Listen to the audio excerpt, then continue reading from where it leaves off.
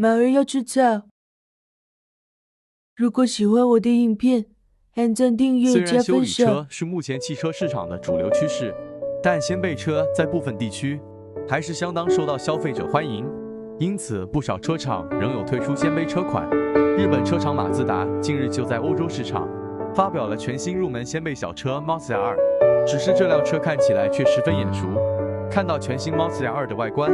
千万别以为是原厂搞乌龙，错置了 Toyota Yaris 的照片，因为这辆车其实就是换上马自达 logo 的 Yaris。作为 Yaris 的贴牌车，全新 Mazda 2完整保留了 Yaris 的外观造型，有别于以往的马自达车款，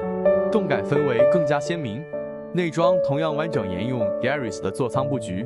唯一差别就是把 Toyota 的 logo 换成马自达，并依据不同等级车型提供多种尺寸的中控萤幕，以及10寸 HUD 抬头显示器、手机无线充电、环舱氛围照明等配备。动力部分则是使用 1.5 升 Dynamic Force 引擎，搭配2具电动马达组成 THSE 油电系统，综效输出为116匹马力，预计将在2022年春季上市贩售。由于有了 Yaris 的油电技术支援，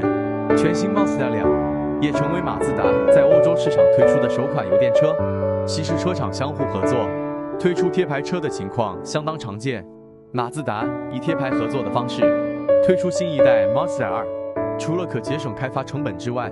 Mazda 2也将具备更出色的油耗成绩，同时也能有效降低车厂的平均碳排放，进而达到欧盟严苛的排放法规标准。为了能够进一步经营欧洲市场， Mazda 选择与 Toyota 深度合作，这也让 Mazda 拥有在欧洲推出首款全油电产品的机会。在2023年 Mazda 正式发表属于自己的 PHEV 插电式油电动力车款之前，总算不会只有几辆轻油电车型苦苦支撑。其实贴标换牌在欧洲市场并不算少见， Toyota 也并非首次与其他品牌合作，之前和 PSA 集团的3升车系 Toyota Aygo、Peugeot 107以及 Citroen C1 就是一个例子。Mazda 2 Hybrid 竟然就是一辆 Yaris Hybrid， 因此可以知道会采用 1.5 升自然进气引擎搭配电动马达，引擎可输出91匹马力，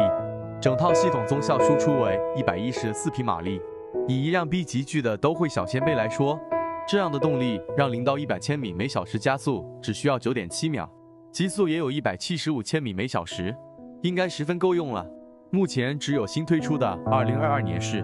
Mazda 2 Hybrid 采取换标的方式，旧款燃油动力的 Mazda 2暂时还会继续销售，还不确定什么时候会完全改朝换代，让 Mazda 2车系彻底变成 Yaris 的双生车。